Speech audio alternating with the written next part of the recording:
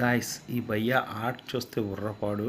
ఈ సైడ్ ఆ side 10 mm marking చేసి తర్వాత ఇటు నుంచి 18 mm పాయింట్లు మార్కింగ్ చేసుకుంటూ ఒక డిఫరెంట్గా ఎంత కష్టపడాలంటే ఉర్రపాడు. నిజంగా ఫైనల్లో వచ్చి ఆ పీస్ని చూడాలి, మీరు షాక్ అవుతారు. ఎంత కష్టపడి తయారు చేసిన మనకి ఏంటంటే స్టేర్ కేస్లో మనకి స్టార్టింగ్లో ఒక డిజైన్ కాట్ లాంటిది వస్తుంది కదా, ఆ లెగ్, అలాంటి లెగ్తో ఒకటి కటింగ్లు చేసి పెట్టాడు. భలే చేశాడు భయ్య.